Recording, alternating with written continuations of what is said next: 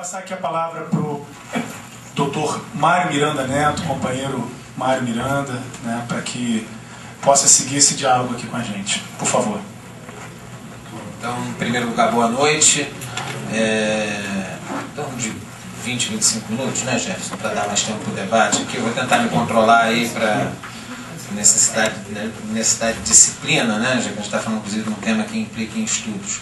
E pedir desculpas, apesar de ter sido oportuno, porque deu para as pessoas que estavam de bermuda buscarem a calça, né, para poder entrar no debate na Câmara dos Vereadores. Agradecer ao segurança aí que permitiu a entrada das pessoas de bermuda, que é uma das questões, inclusive, para fazer a prova, né? E dizer que eu entro nesse tema assim, muito à vontade, porque eu, apesar das pessoas chamarem de terem essa forma de chamar o advogado de doutor, eu prefiro ser chamado de professor. Eu sou professor, tenho dupla formação, doutor é quem tem o doutorado, eu estou no caminho para isso, mas ainda não concluí. Quanto mais isso se aproxima, menos eu faço questão desse título. Acho que há mil formas de respeitar o advogado e não passa necessariamente... Foi? Melhorou? Agora sim? Então, não passa necessariamente por isso. E eu fui professor de pré-vestibular, ajudei a fundar e fui do Conselho do Pré-Vestibular para Negros e Carentes aqui no Rio de Janeiro, que depois gerou o EduCafro e outros movimentos. Fui da coordenação e do Conselho com muita tranquilidade, porque minha mãe só podia estudar, depois que eu entrei na faculdade, ela só podia trabalhar, só podia estudar nos finais de semana. Tinha uma ausência de professores no pré-vestibular comunitário de Petrópolis. E eu Troca o microfone. Não, mas eu estava aqui agora. Será que não sou eu? Será que não é? Não é.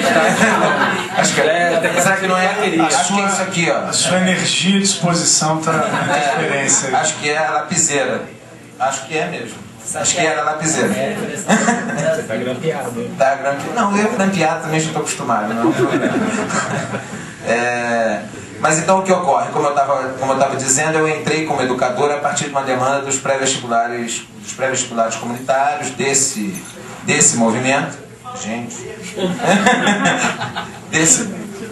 Tá dando para ouvir, não tá? Dá para ouvir tranquilo, né? Então, tem a ver com esse movimento. Minha mãe era uma trabalhadora, só podia estudar nos finais de semana. E quando eu entrei para a faculdade, ela era do interior, o pai dela tinha falecido, o avô não deixou ela ir para campus estudar. Então só quando eu entrei na faculdade, ela pôde fazer as provas e concluir o ensino básico, a educação básica, para poder fazer o vestibular. E eu fui professor da minha mãe no pré-vestibular, porque eu estava em casa e quando eu estava na faculdade, me ensina isso, me ensina aquilo outro, não tinha tempo para nada. Eu falei, mãe, está faltando professor lá, não vou lá ser voluntário e a minha vida fica resolvida. E aí começa, acho que a primeira inflexão aí com o Matheus, porque apesar de ter a dupla formação em Direito e Ciências Sociais, eu abandonei o Direito para ser professor, ou pelo menos não intensifiquei a advocacia para ser professor. E se hoje inclusive estou na Comissão de Direito e Educação da OAB, é muito porque a estrutura pública de ensino tem uma repulsa para perspectivas assim, um pouco mais ousadas ou que sejam diferentes no campo da educação. E eu, como outras pessoas, inclusive como um parlamentar do seu partido, né, fui professor em presídio e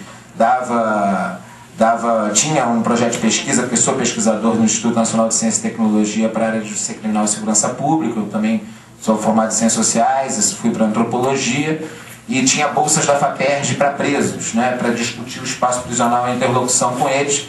Isso, eu ganhei prêmio e ao mesmo tempo passei a sofrer represálias como professor, imediatamente. Então, inclusive com apenados ingressando na universidade. Hoje a gente tem um projeto na UERJ, chama-se do Cárcere à Universidade.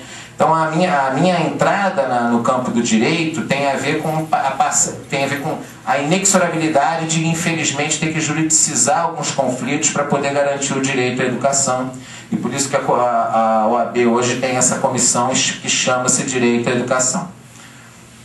Então, um pouco para discutir isso, e aí, Jefferson, eu queria te dizer que eu me sinto também muito à vontade de dizer isso na Câmara Municipal do Rio de Janeiro, porque, como foi dito aqui, na região metropolitana do Rio de Janeiro, a gente tem uma concentração de universidades enorme, é uma vocação dessa cidade, fora os centros de pesquisa autônomos, por ter sido a capital do federal, então o CBPF, Museu Nacional e por aí vai, e não há uma política municipal que articule essa vocação da cidade. Então eu acho que não é inoportuno de forma alguma o debate aqui no Rio de Janeiro, porque a última política pública do município que eu tenho notícia é a UDF, a Universidade do Distrito Federal, que o Anísio Teixeira tentou articular com um projeto inovador e que infelizmente foi inclusive deu com os burros na água. Acho que no mínimo, quero dizer o seguinte, acho que no mínimo o poder público municipal deveria ter, na minha opinião, tem a obrigação, inclusive com relação à economia de gastos públicos,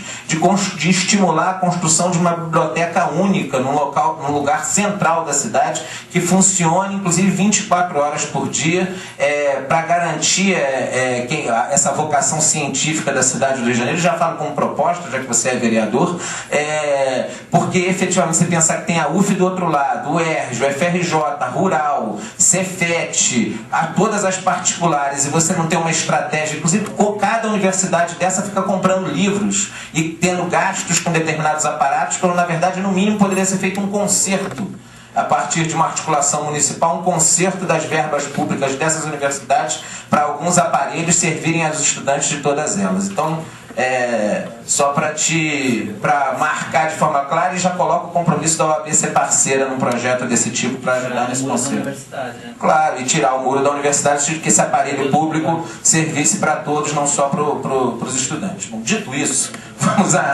vamos aqui à questão que está colocada.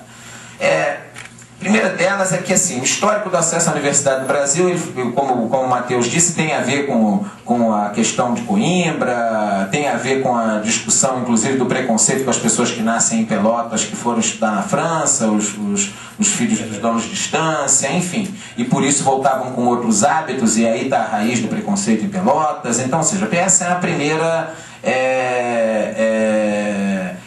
o primeiro histórico nosso de acesso à universidade. O Pedro II, que foi citado, que era o antigo ginásio público, e aí é a primeira marca da educação brasileira, porque a gente tem a ideia de modelo para tudo quanto que é lugar, sem respeitar a especificidade. Então o nome do Pedro II, com a proclamação da República, passou a se chamar ginásio público, e ele tinha que ser um modelo para todo o país. O fato de a forma como a colonização portuguesa se deu, não tinha universidade no Brasil, por isso é saída para fora. E quem vai até hoje ali no Pedro II da Marechal Floriano tem umas placas logo de cara que tem bacharéis do ano tal, bacharelado do ano tal. O próprio Pedro II era um centro de humanidades, por isso que boa parte dos intelectuais estudaram lá, porque ele dava um status de curso de terceiro grau a partir desse bacharelado em humanidades. A partir do ensino médio. Então a gente tem um problema de escassez do acesso à universidade, que é construído historicamente, é uma marca cultural da nossa sociedade. Nós temos uma bandeira que diz ordem e progresso, nós temos um marco positivista e uma naturalização do que o saber é poder. Então, então você efetivamente constrói uma lógica de escassez para que efetivamente se reifique o conhecimento como poder. Você tem um histórico de movimentos com relação a isso. No Rio de Janeiro é conhecido que o movimento estudantil durante a ditadura militar ele ganha corpo numa luta justamente pelo acesso à universidade, porque você tinha os modelos de admissão, mas você tinha poucas vagas e sobrava muita gente, então você tinha um movimento estudantil que era muito centrado com relação a isso. Vamos ser claros, não eram todos os estudantes que estavam contra a ditadura militar. Efetivamente, lideranças do movimento estudantil souberam capitalizar essa discussão para ter o caldo, engrossar o caldo do movimento estudantil contra a política que a ditadura militar empreendia. E então essa discussão é uma discussão que ela, por óbvio, está politizada, não é à toa que a discussão do Enem também ela é e deve ser politizada da forma como ela está colocada. Bom, essa discussão do vestibular unificado e direcionado, é preciso dizer que no caso do Rio de Janeiro, vocês conhecem bem, teve uma discussão na década de 70 e tal, do SESGRAN Rio, a Fundação SESGRAN Rio, que hoje é forte pra caramba, lá na verdade unificava o vestibular, público e particular, ela nasce para isso. Era uma época que eu ainda, minha tia que fazia vestibular, mas eu já acompanhava. Tinha o Jornal dos Esportes, que era o pioneiro, Folha Rosa, para sair com os resultados. Havia um acompanhamento com relação a isso. Madrugada na porta do jornal. Pois é, não tinha ainda jornais direcionados. E efetivamente você tem, nesse momento, a conformação de um mercado.